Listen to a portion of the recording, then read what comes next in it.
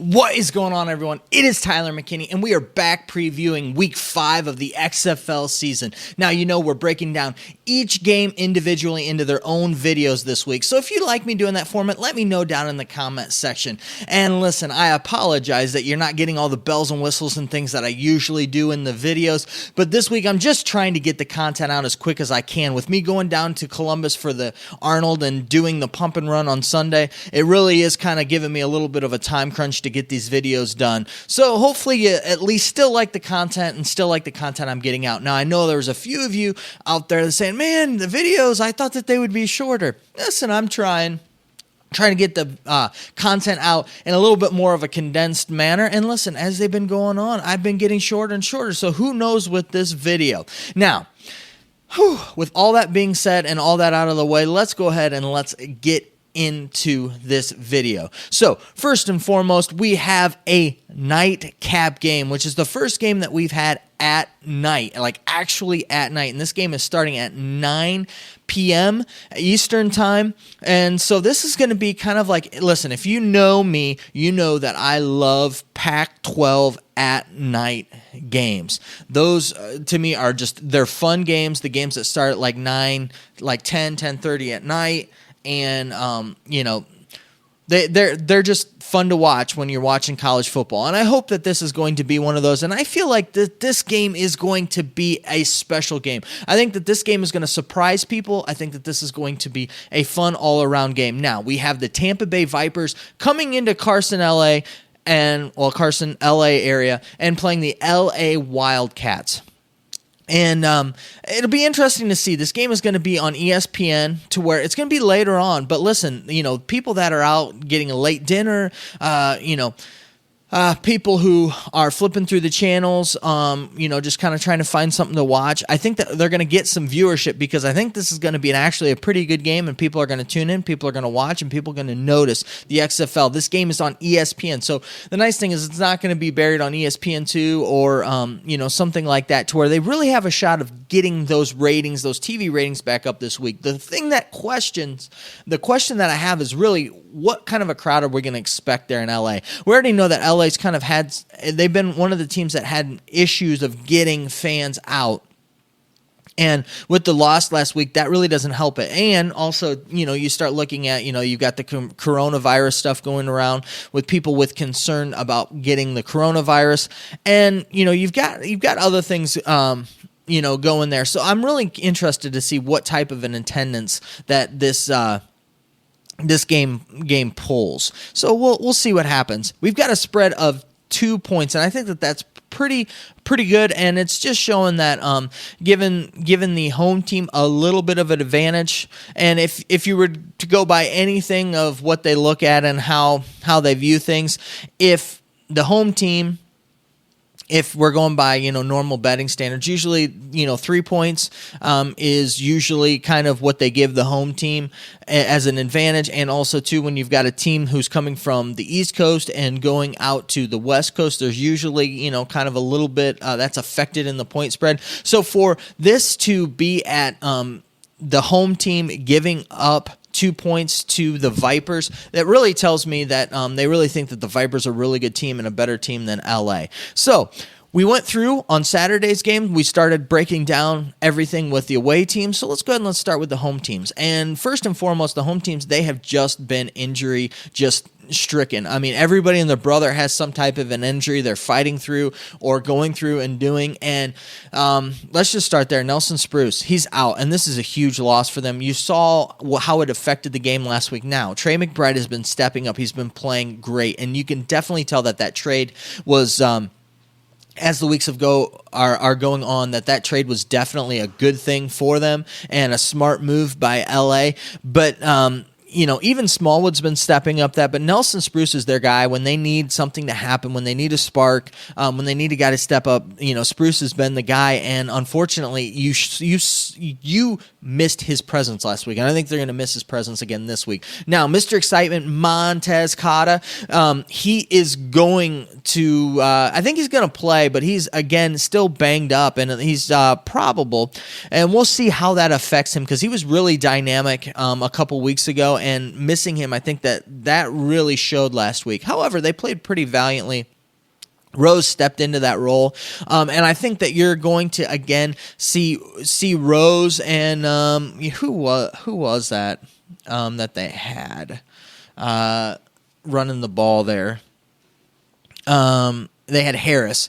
Harris ran the ball pretty decent last week as well. I don't think you're going to see Hood a whole lot. Listen, Hood is you saw my over under. I said if he had I think it was somewhere. I said if he had 10 carries, he was going to have at least one fumble, and he only had one carry. So I don't think Hood's going to get in the game much. I think they've kind of found their stride with Rose and Harris and some of Whitfield and some of the other guys there. So, but that whole offense, it really revolves around Josh Johnson. Josh Johnson's just been playing fantastic. He's been playing really well. He's been doing what they're asking him to do, slinging the ball around, and this team is going to play decent, and he's a guy who doesn't make very many mistakes. I mean, he's really going to take care of the ball, and he's really going to do what Norm Chow wants. He's the perfect guy for this Norm Chow offense and the way that they're doing it and the way that they've designed this offense. And it all really goes through him, and we'll see what happens. Montez Carter might be the piece that really gets them over the hump this week. So, I don't know, but we'll continue on with this. I will say that that the offense they did a lot better than what I thought they would. They had a hard time scoring.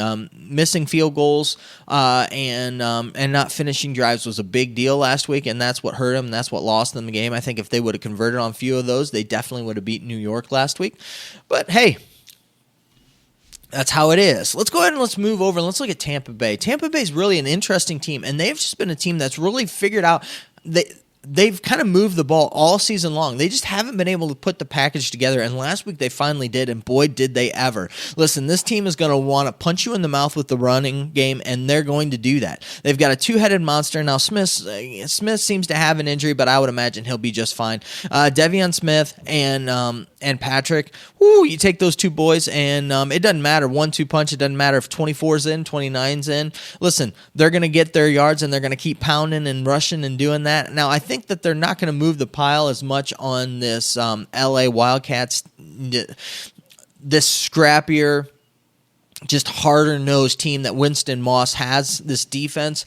I don't think they're going to give as much as DC did last week, but I think that these guys are still going to continue to run the ball. The question is what they're going to do at quarterback. Last week, I think Taylor Cornelius played a fantastic game. He did a really good job, did what he needed to do. Now, he made one stupid throw, but listen, you can give that guy, you can give him that. The rest of the game, though, he did a really good job. Supposedly, Quentin Flowers is back with the team. I hope that they, even though I like Flowers, they're not planning on giving Flowers really, anything but maybe a little special package here to where I don't even really, if you ask me, I don't even really want to see him in the game.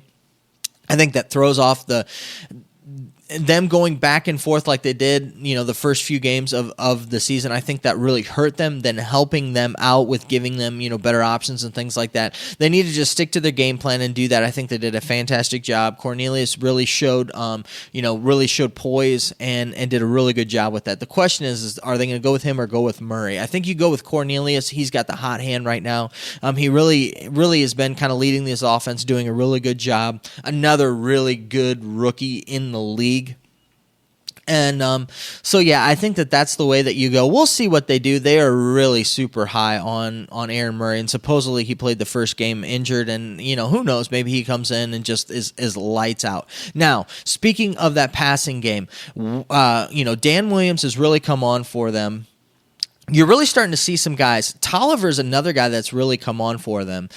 He's just kind of becoming that guy, that go-to guy where they can just kind of hit with some passes, which is really nice. The interesting thing here is that I think they're going to get Nick Truesdale back this week. He's probable of playing, and if they get him back, that's just another option that they have at the tight end position of getting, another weapon to get the ball to. So we'll see how that all transpires. But really, it comes down to, is Cornelius going to play, or is Murray going to play? And I hope they go with Cornelius, and I hope they ride it out with Cornelius, unless the wheels just fall off of the thing, because I think he did a fantastic job last week.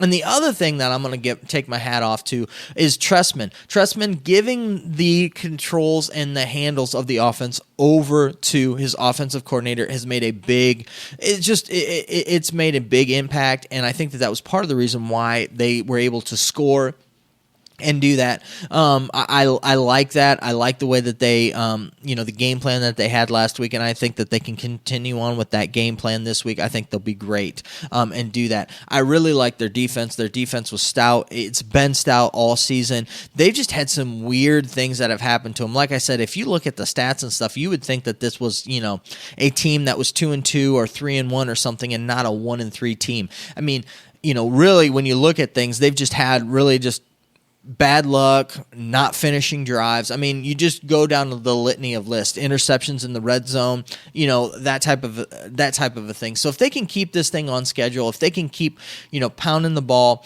and really stick to their guns with that, I think that they'll be just fine. When I look at this game, I think that there's going to be a lot of back and forth. I think you're going to see some dynamic plays in this game. I think it's going to be a fun game. It's not going to be a boring game, but I think it's going to be one, when you look at it at the end of the day, it's going to end up being somewhere around, I don't know, maybe like a 30-28, or maybe like a 31-27, 29-26, somewhere around in there. And I think that Tampa Bay is going to pull it off. I think that they got too much firepower. I think that LA is just too banged up on offense.